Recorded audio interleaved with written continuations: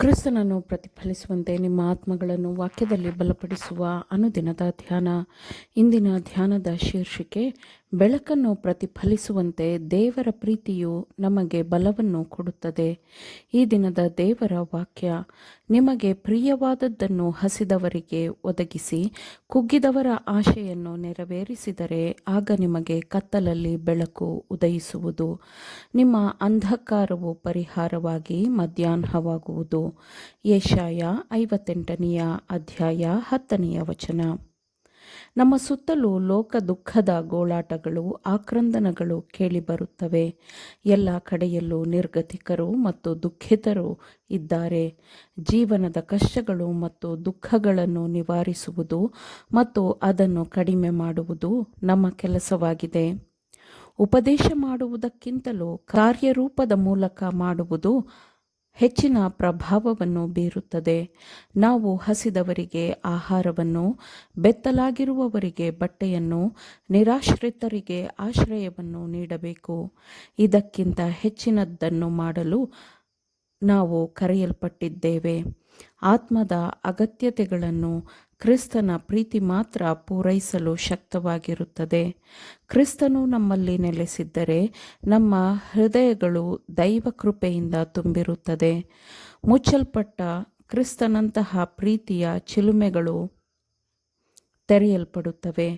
ನಾವು ನಿರ್ಗತಿಕರಿಗೆ ಉಡುಗೊರೆಗಳನ್ನು ಕೊಡುವುದು ಮಾತ್ರವಲ್ಲ, ನಮ್ಮ ಹರ್ಷಚಿತ್ತದ ಮುಖಭಾವ, ನಮ್ಮ ಭರವಸೆ ಕೊಡುವ ಮಾತುಗಳು, ನಮ್ಮ ಕೃಪೆಯ ಸಹಕಾರದ ಕೈ ಜೋಡಿಸುವುದಕ್ಕಾಗಿ ದೇವರು ಕರೆ ಕೊಡುತ್ತಾನೆ. ಕ್ರಿಸ್ತನು ರೋಗಿಗಳನ್ನು ಗುಣಪಡಿಸುವಾಗ ಅವನು ತನ್ನ ಕೈಗಳನ್ನು ಅವರ ಮೇಲೆ ಇಡುತ್ತಿದ್ದನು. ಹಾಗೆ ನಾವು ಯಾರಿಗೆ ಅನುಕೂಲ ಮಾಡಿಕೊಡಬೇಕು ಎಂದು ಬಯಸುತ್ತೇವೆಯೋ ಅವರೊಂದಿಗೆ ನಾವು ನಿಕಟವಾದ ಸಂಪರ್ಕಕ್ಕೆ ಬರಬೇಕು. ನಿರೀಕ್ಷೆ ಕಳೆದುಕೊಂಡಿರುವ ಅನೇಕರಿದ್ದಾರೆ. ಅವರಲ್ಲಿ ಸೂರ್ಯ ಬೆಳಕನ್ನು ಮರಳಿ ಬರುವಂತೆ ಮಾಡಿರಿ. ಅನೇಕರು ಧೈರ್ಯವನ್ನು ಕಳೆದುಕೊಂಡಿದ್ದಾರೆ. ಅವರಿಗೆ ಸಮಾಧಾನದ ಮಾತುಗಳನ್ನು ಆಡಿರಿ. ಅವರಿಗಾಗಿ ಪ್ರಾರ್ಥಿಸಿರಿ. ಜೀವದ ರೊಟ್ಟಿಯ ಅಗತ್ಯವಿರುವವರು ಅನೇಕರಿದ್ದಾರೆ. ದೇವರ ವಾಕ್ಯದಿಂದ ಅವರಿಗೆ ಓದಿ ಕೊಡಿರಿ. ಲೋಕದ ಮುಲಾಮು ಅಥವಾ ದೈಹಿಕವಾಗಿ ವೈದ್ಯರು ಗುಣಪಡಿಸಲಾರದಂತಹ ಆತ್ಮದ ಕಾಯಿಲೆಗಳು ಅನೇಕರಲ್ಲಿ ಇದೆ. ಈ ಆತ್ಮಗಳಿಗಾಗಿ ಪ್ರಾರ್ಥಿಸಿರಿ. ಅವರನ್ನು ಯೇಸುವಿನ ಬಳಿಗೆ ಕರೆತನ್ನಿರಿ.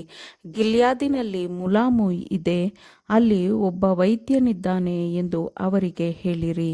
ಕೃತಜ್ಞತೆಯಿಲ್ಲದ, ಅಪವಿತ್ರವಾದ, ನಿರಾಶಾದಾಯಕವಾದ ಲೋಕದ ಮೇಲೆ ತನ್ನ ಬೆಳಕಿನ ಸಂಪತ್ತನ್ನು ಸುರಿಯುವಂತಹ ಬೆಳಕು ಒಂದು ಆಶೀರ್ವಾದವಾಗಿದೆ.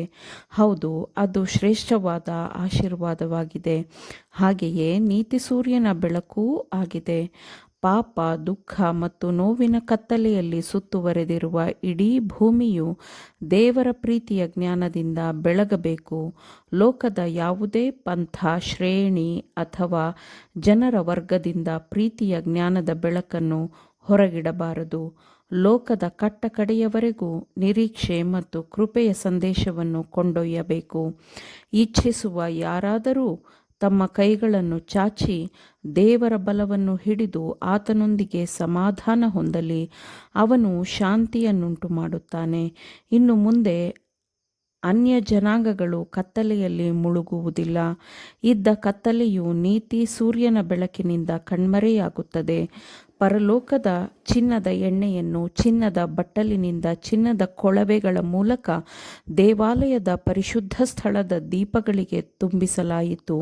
ಅದು ನಿರಂತರವಾದ ಪ್ರಕಾಶಮಾನವಾದ ಬೆಳಕನ್ನು ಉಂಟುಮಾಡಿತು.